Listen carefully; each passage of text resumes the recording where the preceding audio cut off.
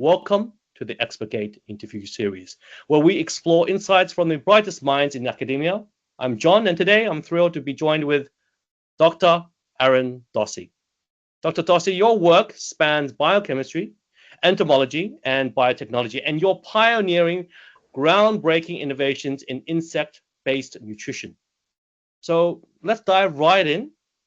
What inspired you to specialize in this field, and what was the defining moment that set you on this path? Sure. So it's an evolution, as you suggest. Originally, my career track was biochemistry. I've always been fascinated by nature and passionate about biodiversity and growing things and watching nature. And obviously, biochemistry is essential to all of the biological sciences, before chemistry interfaces with biology and how things work at a molecular level. But I went to my career track. I went to grad school for my biomedical science Ph.D. and was looking for opportunities to do drug discovery and different things, applying for jobs. Actually, I applied for a Gates Foundation grant to give myself maybe an edge to try to actually get an interview in a faculty job. Because if you're funded, you'll get more interviews. And I was shocked that I sat down and it was a 2-page application.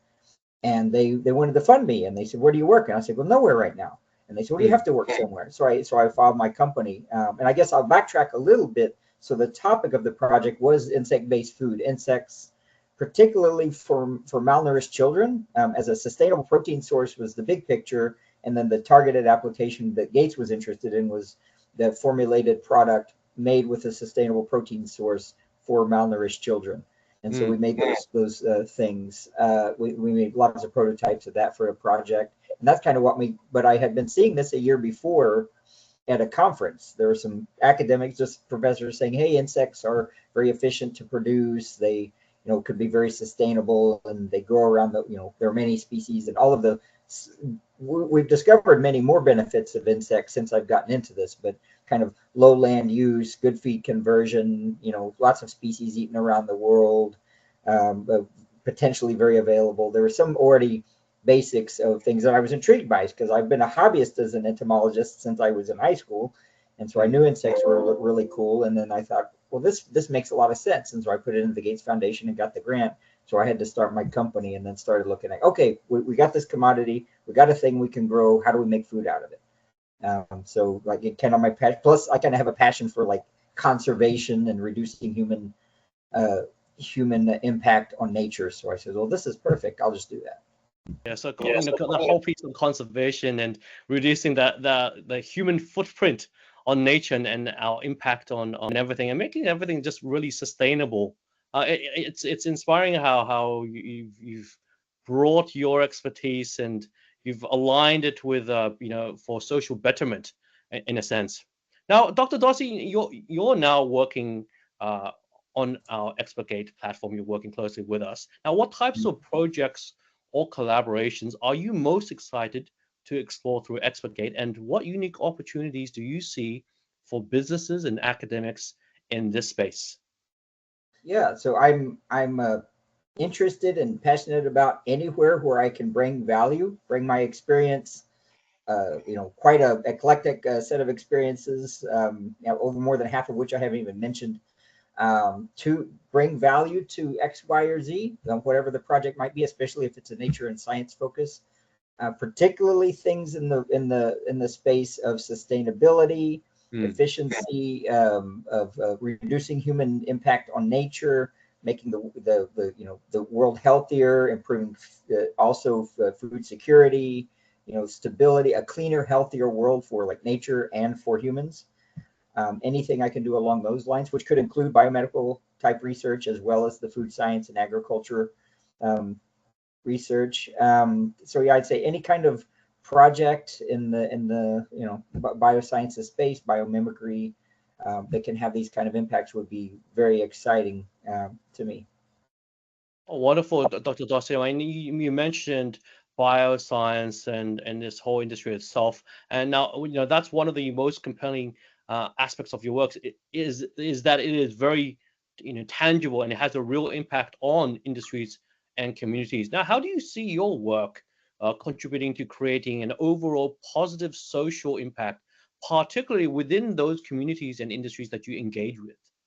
So I think my work and perspective kind of be between a field biologist and a lab scientist and biotech person.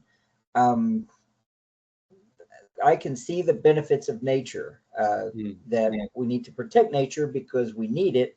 And I've seen that, the harm we can do it that we have done to nature that's long term not good for us. But then I can see, as a biochemist, the benefits of all the things,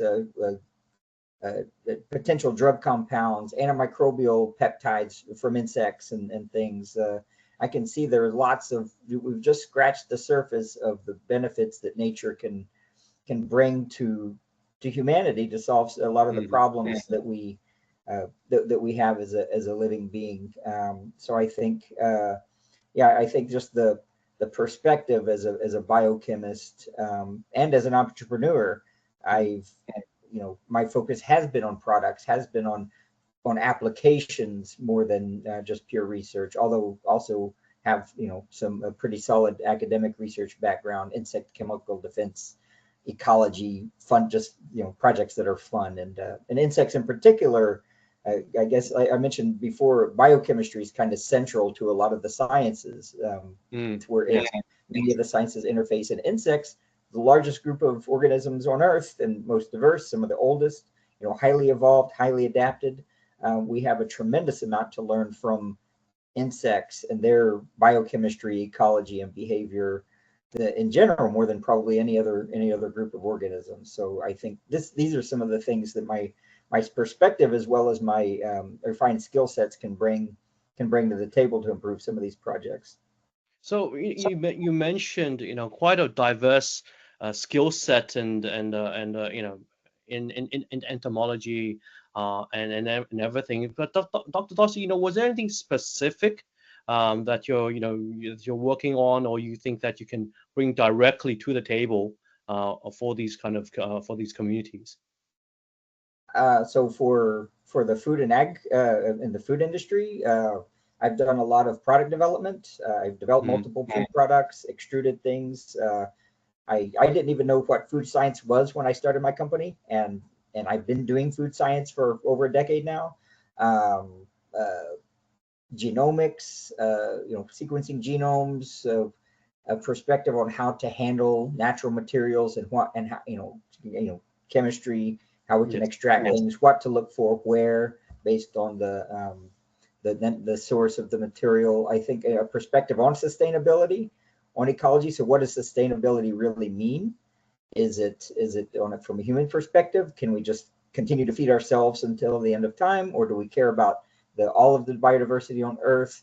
There are many things. There's a lot of things like greenwashing that a non-biologist can easily be fooled, I guess, kind of by some of the greenwashing things, that this is sustainable. Oh, it's organic because it's good, so it's good for the environment. It's not always necessarily true.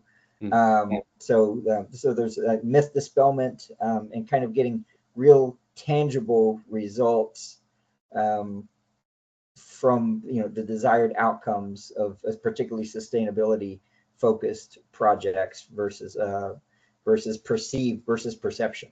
And one thing in particular, climate change is a huge problem, and it's causing ocean rise, sea level rise, acidification, desertification of different places, agricultural issues and whatnot. But land clearing is only recently people are beginning to talk about land clearing as potentially a bigger threat to life on Earth than climate change. Because you literally scraped all the life on Earth. This is not a surprise to me that this is a huge threat, but people, I don't think, have their mind around, and they should spend some time looking at Google Earth images, how much land has been cleared, how much, ecology has been literally scraped with a bulldozer off of the face of the Earth and now doesn't exist anymore. And can those ecosystems be rebuilt? Can they come back? They took, thousands of years, if not longer, to develop, with interdependent species that may not all come back. So I think land clearing and pollution, to me, are the biggest threats. And I think that perspective is going to play a larger role in sustainability initiatives going forward possibly than climate change. Oh, definitely very well said, Dr. Dossey. Like dispelling that whole illusion behind greenwashing, right? And really understanding the core issue of sustainability beyond, is it just sustainable, like you said, right? Is it just for us as humans to live forever, right? To have this ongoing source, or is it more for biodiversity? Is it more for the environment as a whole? To have this kind of holistic approach to it. Now, for us at ExpertGate, we dedicate 50% of our profits to developing curricula and teaching initiatives centered around on Industry 5.0, and this is greatly benefits underprivileged communities worldwide, and which is very aligned with your work per se. Now, how do you think we can further enhance these kind of efforts, and what roles can universities and industries play in maximizing their impact? I think there needs to be, and I've actually written a white paper that I haven't published yet on STEM careers when I was advocating for postdocs, and wrote the bill that passed the U.S. House to establish National Postdoc Appreciation Week in 2010.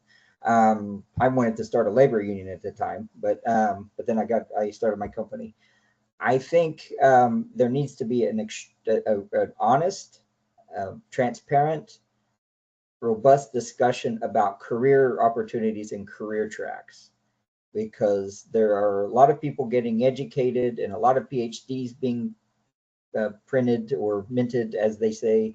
And at the end of it, there's not a career there that's available.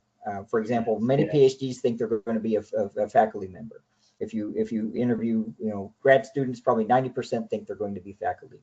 Probably 50% of postdocs, because they're a little bit more jaded, or they know the shtick because they've been applying. And like, I don't know, then 5% of PhDs will end up in any kind of faculty role. And I forgot the numbers. There's a guy with a company called Cheeky Scientist that publishes a lot of these statistics about career tracks and such. I think there needs to be a serious kind of rebuilding of academia and the science enterprise to incorporate more individuals in careers versus kind of the pyramid shaped fiefdom. One professor, 10 graduate students, 15 postdocs, 20 technicians, four levels of a building, all under one professor. And that professor is also the director of the center of 6 different things. And I think this needs to be divided up more.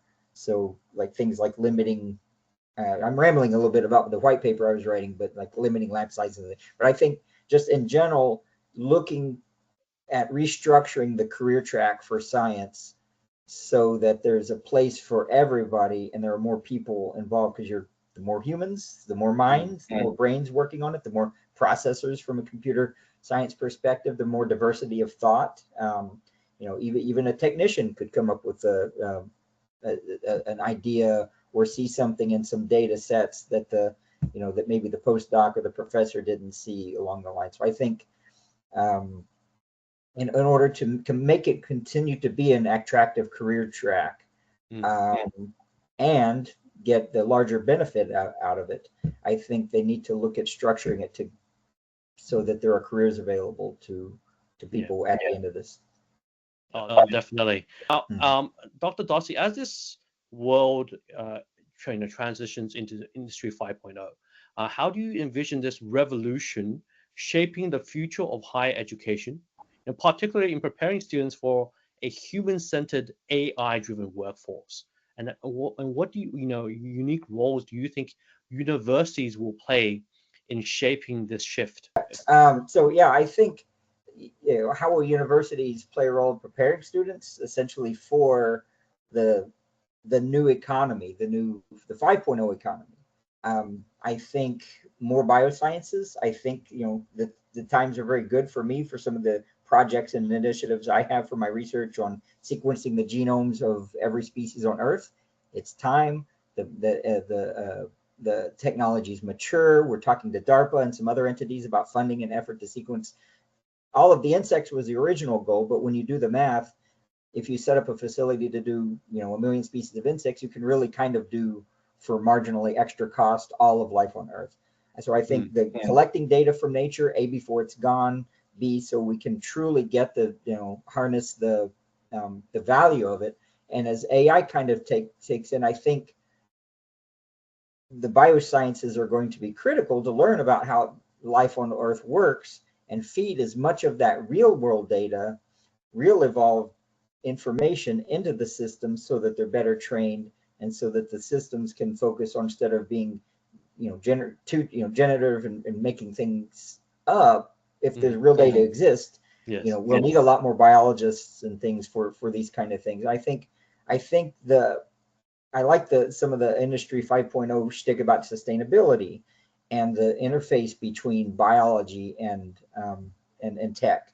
Whereas I think as I understand it, I'm not an expert on some of these new terms, but the 4.0 was more just artificial based, tech, machines talking to machines, robots, AI has become part of it. But I think training students to consider more, as you mentioned earlier, a holistic view of technology and the world and what the world is. The world is biology, and the world is the things that human create, and we can only get to the next step of things like living on the moon, living on Mars, interplanetary travel, maintaining our species so it doesn't go extinct from destroying nature.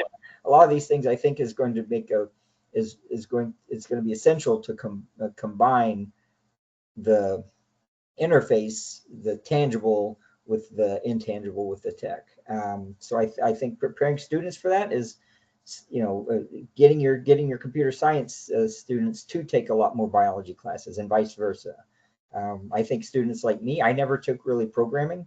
I'm trying to get DARPA to fund a genomics AI project now, and I'm looking for collaborators on the AI and the interface of AI and genomics.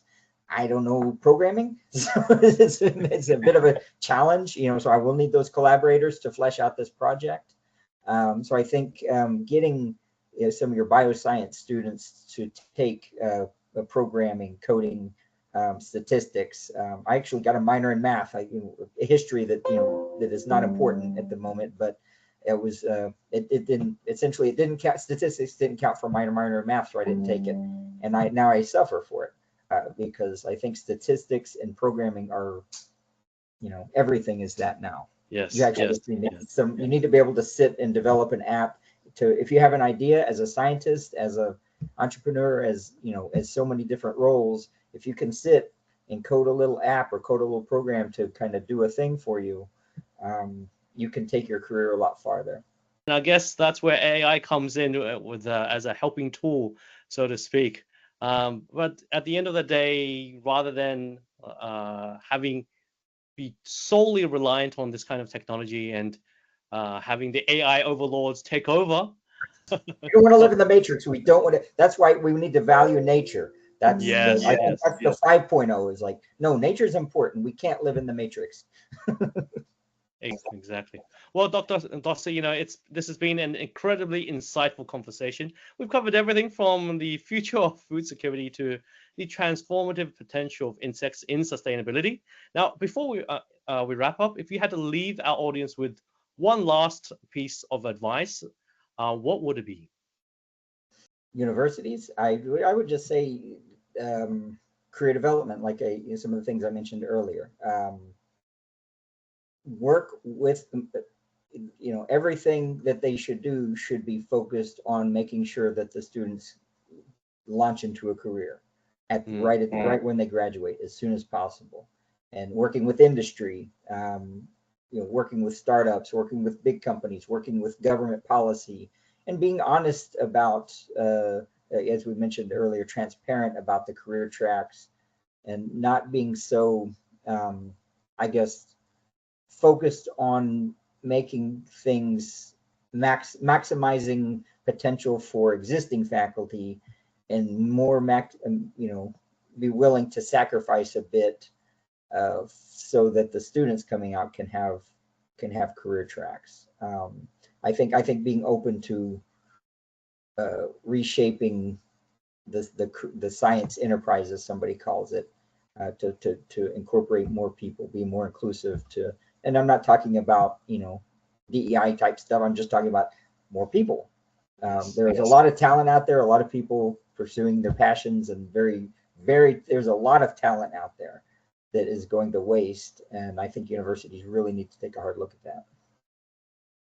Well, thank you, Dr. Dossey, for sharing your last bit of advice and your expertise and vision with us today. And thank you to everyone watching. Stay curious, keep learning, and let's work together to build a more sustainable future. This has been ExpertGate for everyone, everywhere.